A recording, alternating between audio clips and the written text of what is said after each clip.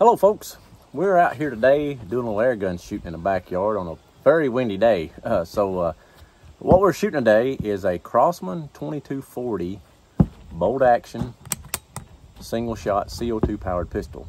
I've had this pistol for several months now, and the only thing outside of putting some wood grips on this thing, I've just shot it. And it's a 22 caliber, but it's a fine shooting little pistol.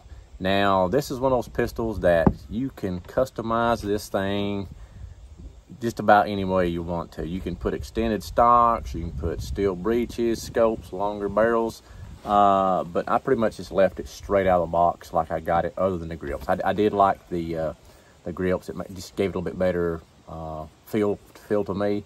And I bought these off of eBay for like 30 bucks. They come unfinished.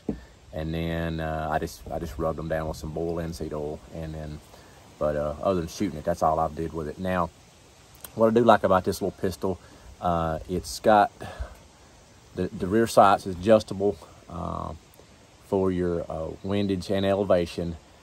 You can actually take and flip the back side around for a peep sight or just a little square notch. I kind of like the square notch, and in the front is just a wide blade. You know, just typical. I did put a little bit of white paint on the back side of mine there, just pick it up a little bit better. But you can, like I say, you can flip it around. So it's got one little screw there to move that, and then that's where you can move your elevation. And then you've got your set screw here for your windage, and also you've got little graduated marks. You can see them on the front of that rear sight, so it kind of lets you keep up to where you're moving it to. It is CO2 powered. I can get about probably 35 to 40 shots out of this pistol before I start really seeing a decrease in my accuracy. I did shoot a little earlier out here, and fresh CO2 cartridge, I was getting 466 foot per second. And what I am shooting, I'm actually shooting a 14.3 grain Crosman hollow point in 22 caliber. So if you went drop down, you know, definitely that foot per second would go up. And then I just, for kicks and giggles, when I was shooting earlier, between shot 30 and 35, I chronoed it again, and I was getting about 360 foot per second.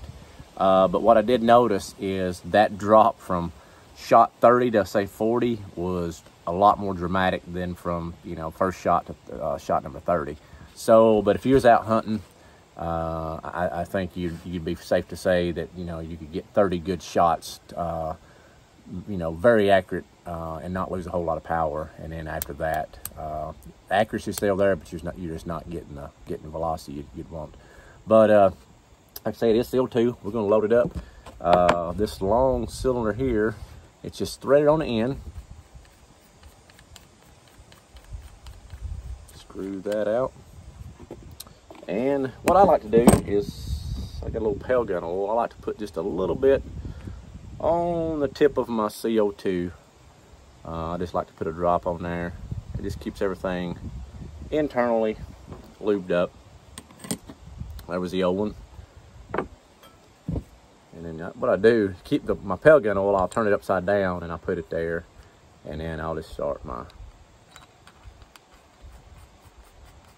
right up in here. Pretty easy. What I do like to do, it's knurled on the end to where you can really tighten it down. But I always like to take, I got a wide bladed flat screwdriver, and I like to just kind of finish it off right there, just about a quarter turn. And something I have noticed is when you first put a fresh cylinder in this thing, I always like to just take a shot. That first initial shot, it's I guess maybe bleeding the air out, so you may not get full velocity out of it, but usually after that shot you're ready to go. So let's see if we can ring a few steel plates. Let's talk about the accuracy. Actually, I was shooting this target here this morning, 10 yards, really windy out here today.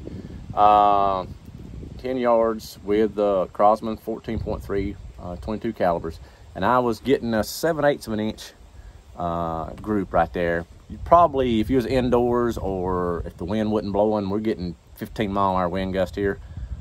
today, but you could do a lot better than that. But that's still pretty good for 10 yards. I can't take my centerfire pistols and you know, shoot a group like that at 10 yards. So I'm not gonna knock an air pistol for getting that. So, well, let's see what we can do down through here. But to load it, you've got the just your bolt. It comes right up, back, clicks in, and then you just drop it right in. We're ready to roll.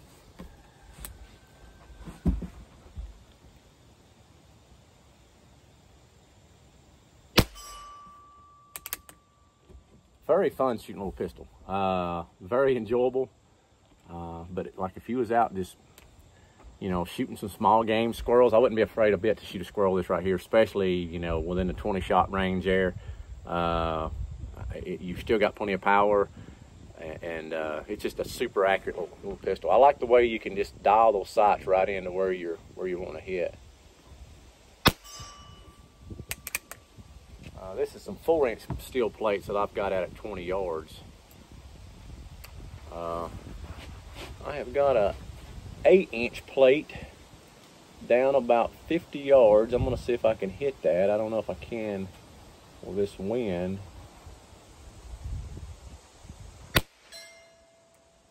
I made it ring down there. Fun little pistol. I'd highly recommend this. I think I paid about $65 for this pistol at Pyramid Air, I think is where I bought this one from. Yep, I know it was Pyramid Air. But there's a lot of other places you can get them. But try one out.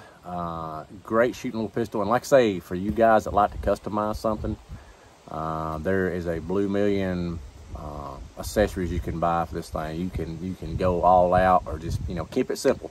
And I kept it simple, but I've had a lot of fun out of this gun. So if you get a chance, shoot one, and I hope you have just as good a service I had with this one.